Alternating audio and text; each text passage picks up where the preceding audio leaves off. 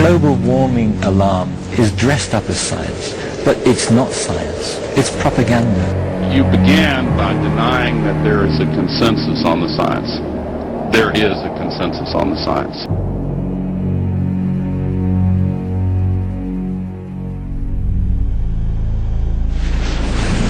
I've often heard it said that there is a consensus of thousands of scientists on the global warming issue and that humans are causing a catastrophic change to the climate system.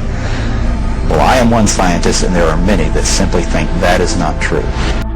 You began, but there is a consensus on the science. So you must have been listening to our testimony that we've had for the last few days with dozens of experts that have come in who have given completely different views. Well, So I would encourage you to go back and look at the testimony this committee's heard.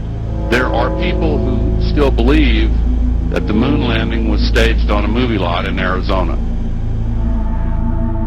If we look at climate through the geological time frame, we would never suspect CO2 as a major climate driver. None of the major climate changes in the last 1,000 years can be explained by CO2. You can't say that CO2 will drive climate. It certainly never did in the past. I see absolutely no evidence that CO2, carbon dioxide, is causing any warm-up in temperatures. I don't think it's happening. And Al Gore is basing this whole carbon trading thing, this carbon credits thing, on that idea. And so I'm not making a charge, I'm asking the question. If Al Gore knows that CO2 forcing is invalid, isn't really happening, and he goes ahead and sells these carbon credits for millions of dollars, is he committing financial fraud? And neither of us are one of those, and I know you like giving those cute anecdotes. This is not a cutesy issue. We're talking about export millions of jobs out of our economy, out of our country, and testimony's been given just to those numbers. Man-made global warming pollution causes global warming. That's not a cutesy issue. It's not an open issue. It's your opinion. Obviously, you've stated it many times. Would you talk to the opinion of the global scientific community, man? The CO2 increases in the atmosphere as a greenhouse gas, then the temperature will go up. But the ice core record shows exactly the opposite. There are warnings now of a far worse catastrophe, and they're coming from a unified IPCC representing the global scientific community. The IPCC, like any UN body, is political. The final conclusions are politically driven. This claim that the IPCC is the world's top 1,500 or 2,500 scientists, you look at the bibliographies of the people and it's simply not true. There are quite a number of non-scientists. And to build the number up to 2,500, they have to start taking reviewers and government people and so on, anyone who ever came close to them. And none of them are asked to agree. Many of them disagree. Those people who are specialists but don't agree with the polemic and resign, and there have been a number that I know of, they are simply put on the author list and become part of this 2,500 of the world's top scientists. Questions? Okay. WorldNet Daily reports that more than 31,000 U.S. scientists, including 9,000 PhDs, have now signed a petition rejecting global warming, the assumption that human production of greenhouse gases is damaging Earth's climate. My question, what is the White House reaction to these 31,000 U.S. scientists? In the period between 4,000 years ago and back to the period 2,000 years ago, which is actually the Roman age, the temperatures have been decreasing in Greenland by 2.5 degrees. Then temperatures increased gradually up to a maximum point around the medieval warm period, we call it 1,000 years ago, and then temperatures declined and goes down to a minimum around 1650 AD, comes back up a little in the 18th century, and then around 1875 we have the lowest point in the last 8,000 years, right here, and that matches exactly the time when meteorological... This glacier has been here for countless generations. And now it's melting. If we don't stop the sea level rising, millions of people will be in danger. It's my understanding that back in 1997, when you were vice president, Enron's CEO, Ken Lay, was involved in discussions with you at the White House about helping develop this type of policy, this trading scheme. And is that accurate? Is it inaccurate? It's been reported. I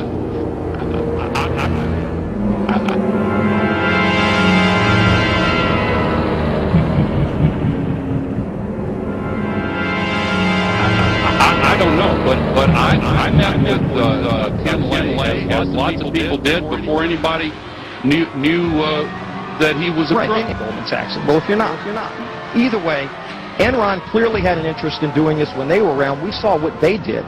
And when you see the types of people involved in wanting to set up this kind of scheme, you can see why so many of us are concerned about turning our energy economy over to a scheme that was devised by companies like Enron and some of these Wall Street firms that affect our financial economy. I don't really know. You want me to respond to that? I guess what you're trying to say, guilt by association, is that not association? I'm saying that there are going to be big winners and big losers in this bill, and that's been discussed by everybody talking.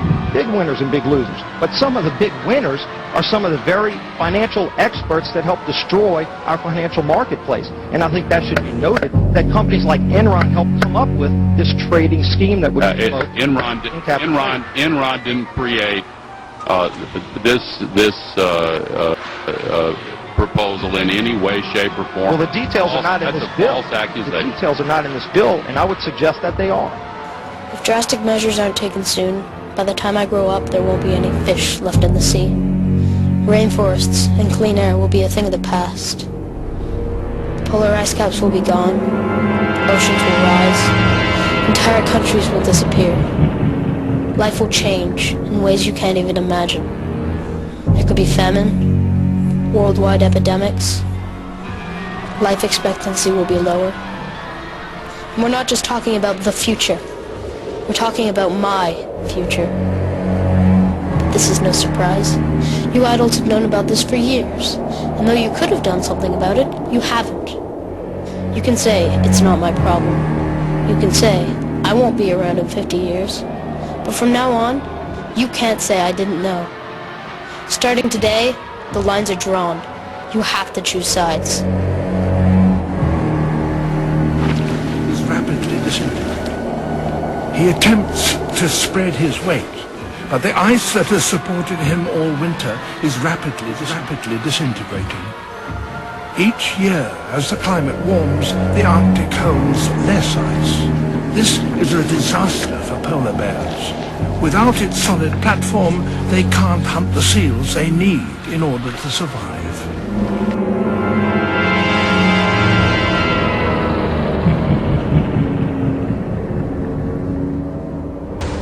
I talked earlier about this network, and one of that network is called the Club of Rome, set up in 1968. People like Henry Kissinger, by the way, Henry Kissinger, massively part of this over the decades, he's involved in all of them, and he's involved in the Club of Rome, and connects into the Rockefellers and all the people I've been talking about. And its job has been to manipulate the environmental movement. In 1991, its founder, the founder of the Club of Rome, Pecci, was quoted as saying in a Club of Rome document, he said, in searching for a new enemy to unite us, we came up with the idea that pollution, the threat of global warming, water shortages, famine and the like would fit the bill. Here's another member of the Club of Rome. And that's why the official story for climate change, carbon emissions caused by humans, is as much a nonsense as the official story of 9/11.